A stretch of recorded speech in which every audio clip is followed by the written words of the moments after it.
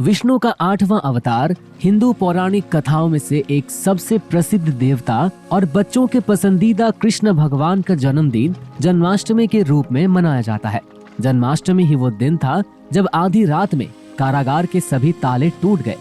सभी सैनिक गहरी नींद में सोए हुए थे और आसमान गहरे काले बादलों से घिर गया था। जिसके बाद देर रात्रि के ठीक 12 बजे कारागार में माता देवकी देवी ने विष्णु के 8वें अवतार भगवान कृष्ण को जन्म दिया। लेकिन मित्रों, क्या आप जानते हैं कि भगवान श्री कृष्ण का रात्रि के 12 बजे ही जन्म लेने के पीछे का क्या कारण था? अगर नहीं तो आज हम आपको यही बताने वाले हैं, तो बने रहिए वीडियो के अंत तक। तो दोस्तों, वासुदेव और देवकी के विवाह के बाद राजा कंस अपनी बहन देवकी को उनकी ससुराल छोड़ने जा रहे थे, जिस दौरान बीच में एक आकाशवाणी हुई जिसमें ये कहा गया कि देवकी की 8वीं संतान कंस की मृत्यु का कारण बनेगी। जब कंस ने ये सुना तो उसने अपनी बहन और बहनोई दोनों को ही कारागार में बंद कर दिया और एक एक कर बहन देवकी की सभी संतानों का वध करने लगा। लेकिन जब देवकी की 8वीं संतान का जन्म का समय आया तो न तो कंस के मायावी राक्षस काम आए और न ही कोई वासुदेव को कारागृह के बाहर जाने से रोक पाया। और दोस्तों, भगवान कृष्ण कैसे रातों रात मथुरा से गोकुल पहुंच गए थे, ये कहानी आज सभी ने सुनी होगी। लेकिन शायद आप भी ये न जानते हो कि उन्होंने अपने जन्म के लिए रात्रि 12 बजे का समय ही क्यों चुना। तो मित्रों, इसका सबसे पहला कारण जो हमें धर्मशास्त्रों में मिलता है वो ये रहा कि चंद्रदेव की अभिलाषा थी कि श्रीहरि उनके कुल में जन्म ले। एक बार उन्होंने भगवान विष्णु से कहा था कि श्रीहरि, आप तो राम अवतार हैं, सूर्य वंश में जन्म ले चुके हैं, अब एक बार आप मेरे कुल में भी जन्म ले ताकि मैं भी आपके पूर्वज होने का सौभाग्य प्राप्त कर सकूं। और मित्रों, इसीलिए जिस तरह भगवान श्री राम सूर्यवंशी होने के कारण सूर्य के उजाले में जन्मे थे, उसी प्रकार चंद्रवंशी होने के कारण भगवान कृष्ण आधी रात में जन्मे।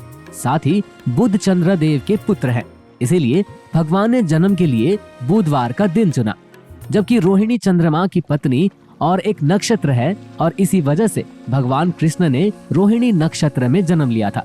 वहीं अष्टमी तिथि शांति का प्रतीक मानी जाती है और भगवान विष्णु इसी शक्ति के कारण पूरे ब्रह्मांड का संचालन कर पाते हैं। इसीलिए बुधवार के दिन रोहिणी नक्षत्र में अष्टमी तिथि को भगवान कृष्ण का जन्म हुआ, जिस समय उनके सभी पूर्वज वहां उपस्थित थे।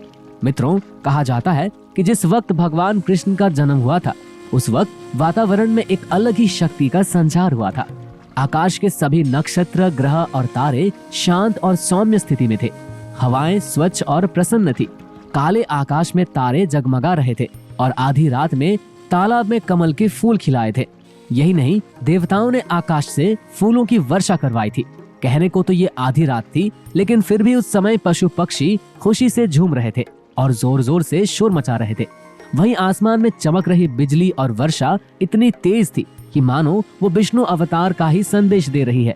वैसे भगवान श्री कृष्ण चाहते तो दिन के किसी भी समय जन्म ले सकते थे, लेकिन आधी रात में जन्म लेने की दूसरी सबसे बड़ी वजह ये थी कि वो नहीं चाहते थे कि वो किसी अवतार की तरह इस धरती पर जन्म ले, बल्कि वो तो एक साधारण से मनुष्य के बालक की तरह जन्म लेना चाहते थे।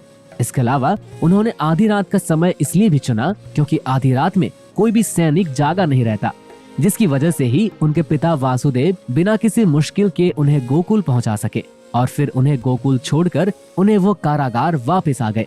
मित्रों, भगवान कृष्ण ने अपने जन्म से कंस को ये भी संदेश पहुंचाना चाहते थे कि तुम्हें मारने वाला अभी से धरती पर जन्म ले चुका है। इसीलिए जब भी वासुदेव ने कृष्ण को गोकुल में रखा तो उन्हें ये आकाशवाणी प्राप्त हुई कि माता यशोदा के गर्भ से जिस कन्या ने जन्म लिया है उसे लेकर आप कारागार चले जाएं। फिर जब वासुदेव कन्या को लेकर कारागार पहुंचे तो कंस तक खबर पहुंची, और जो कि कंस ये पहले से ही जानता था कि उसकी बहन देवकी गर्भवती है, इसीलिए उसे लगा कि एक कन्या ने जन्म लिया है। और जब कंस उसे मारने के लिए दौड़ा तो कन्या उसे हाथ छुड़ाकर आसमान में चली गई, जिसके बाद आकाशवाणी हुई कि हे मूर्ख, मैं तो माया हूँ, तुम्हें मुझे मार कर कुछ नहीं मिलेगा, तुझे मारने वाले ने जन्म ले लिया है। और मित्रों, इसके बाद कंस ने कई बार गोकुल में श्री कृष्ण को मारने के लिए मायावी राक्षस भेजे थे, लेकिन भगवान कृष्ण ने सबका संहार कर दिया और आखिर में कंस को उसके राजमहल में ही घुसकर उसकी पापों की सजा दी। तो मित्रों, ये थी भगवान कृष्ण की आधी रात के समय जन्म लेने से लेकर कंस का वध करने तक की पूरी कहानी। आज की हमारी वीडियो अच्छी लगी हो तो वीडियो को लाइक और हमारे चैनल को सब्सक्राइब करना बिल्कुल न भूलें। धन्यवाद।